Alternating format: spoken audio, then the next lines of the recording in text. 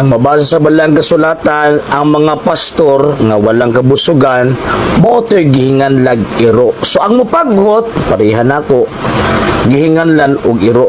Unya ka ng pastor nga gisgotan sa St. Paul, mga obispo man na. Unya ka ng pastor nga gisgotan sa St. Paul, mga obispo man na. Naay gipost ang atong higala nga pastoy isip tubag daw kuno sa atuang gitawag og argumento concerning adtong pastoy nga maoning mga iro nga gitawag og walang kabusugan.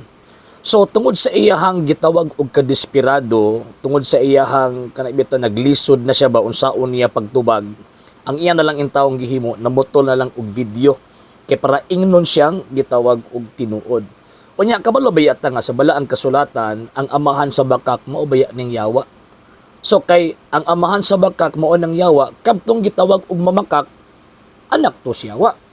Unya kining tawhana karon magyud kaayo nga ang iyang gihimo pagtabon sa gitawag og kamatuoran. Mao na ang iyang gihimo giputol-putol niya ang video para ingnon nga ako'y ni angkon nga ako daw kuno ang tawag ining iro. O tanawan ninyo ng video. Ang mupaghot pareha nako gihingan lan og iro. Never pud mahitabo nga gihingan lan sa balang kasulatan nga ang mga layman pareha nako gihingan lan og iro. Ang Biblia nagsulti ang mga iro maotong gitawag og mga pastoy. So bisan unsaon dili gyud lagi mo kalusot, dili gyud lagi mo kaipsot sa gitawag og kamatuoran. Manang inyong buhaton mamutol na lang og video para ingnon nga kamoy gitawag og sakto. Ayaw. Kay kung tinuod mo nga nagsulti sa gitawag og kamatuoran, ipanayag ninyong tinuod.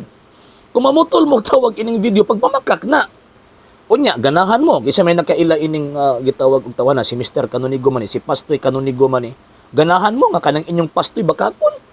Ganahan mo nga kanang inyong pastoy ba nga di mo tug-an og tawag ining tinuod kay gipagputol-putol na lang niya para ingnon siyang gitawag og kining tinuod. Ako kung magribat ko ninyo putlon man tud nako ang tawag ini nga video pero dito sa point by point before ko mohatag og gitawag og reaksyon. Pero kini nga tong amigo katungod ka desperado na gyud niya namutol na lang para ingnon nga sakto siya.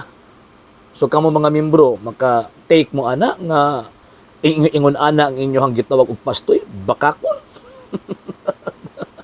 Number 2. Ang Isaias kapitulo 56 bersikulo 11 klaro man na nga naay mga pastoy na walang kabusugan nagpasabsab sa ilang kaugalingon ba nya propesiya biya na nga sa umaabot na mag-angkon ang gitawag og mga pastoy nga diin ang ilang tumong og tinguha dili ang pag-alagad sa Ginoong Jesucristo kundi ang pag-alagad sa ilang kaugalingong mga tiyan. Romans chapter 16 verse 17 unsa may giingon ni San Pablo kay kining maong mga tawhana wa mag-alagad kang Kristo kung dili nag-alagad lamang sa ilang kaugalingong mga tiyan. And at the same time, 2 Peter chapter 2, verse 1 to 4, kining moong mga tawahan na manapi ninyo. Muna ang propesya nag-ingon, kining moong mga pastuya ni, wala ni kabusugan. So karon, iyang gibangga ang ako ang tawag ining istorya, kiningon do kuno ko, kanang pastor sa Ephesians chapter 4, verse 11, referring na dito sa gitawag og mga obispo, which is true. Tinuod na nga naman kay ang pangunahuna ni San Pablo kanang pastor nga giisgutan sa Ephesians chapter 4 verse 11 kung may magbalantay mao na tong gitugyanan sa Espiritu Santo nga mga obispo. Unya kun ato ang sundan ang tawag ining rason aning atong higalang pastoy subot ni pasabot ka ng mga obispong gisgutan ni San Pablo nga gitugyanan sa Espiritu Santo nga mo'y mo dumala sa iglesia nga iya sa Dios nga diin gipalit niya sing ugalingon ugo walang kabusugan na. Ikaw rin nagpahamak sa imong kaugalingon toy. Imo harang gihikog imong kaugalingon sa kini nga tawag ining argumento. Kay dili magkasumpaki ang Isaiah chapter 56 rather. Og kining Philippians chapter 4 verse 11 and kining Acts of the Apostles chapter 20 verse 28. Ang imong gihimo, imong gipangka-pangka para inong tinuod ka? No. Kanang giingon sa Ephesians chapter 4 verse 11 nga pastor, obispo na. O kana gipadala na sa Espiritu Santo. So, yung sa mo nimo, pagkonektar adtong nagpasabsab sa ilang kaugalingon nga walang kabusugan, nga mga iro. Dili mo na magkonektar dito kay mga tinuod na nga mga obispo, tinuod na nga mga pastor. Kanang gitawag og pastor nga walang kabusugan kadto na mga tawo nga way koneksyon kang Kristo. nga ang ilang gihimo pagpanapi sumapa ni San Pedro. Diba? Tanaw basahan ng gisulti San Pedro.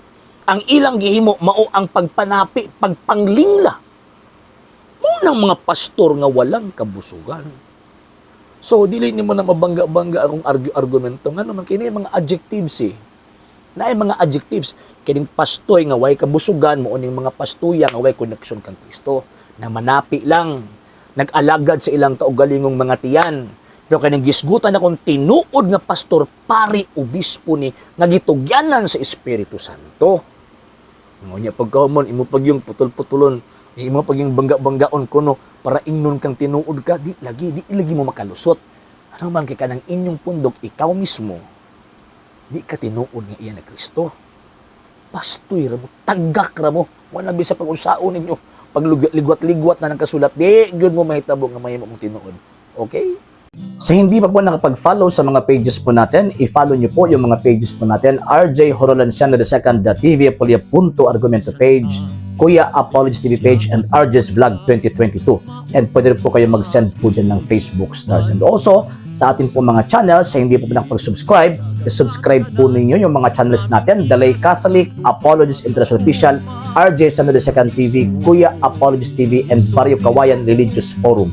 And pwede rin po kayo mag-send po dyan ng super sticker, super chats, and super thanks. And maraming salamat po sa mga kapatid at mga Katoliko na always pong tumutulong sa programa po natin. Maraming salamat po. Nang dahil po sa tulong at suporta po ninyo, ang programa pong ito, until now, andito pa rin po sa social media. And until now din po, nangangailangan pa rin po tayo sa tulong at suporta po ninyo dahil wala po kami magagawa rito mga sir, mga ma'am, kung wala po yung tulong at suporta po ninyo. Sa gusto pong tumulong, sa gusto pong sumuporta, pwede po ninyong ipadala ang tulong at suporta po ninyo sa pamamagitan po ng ating mga account numbers dyan po sa ating pong screen. And pwede nyo po kaming i-message sa ating pong page kung via remittance po yung ipadala po ninyo. Maraming salamat po in advance.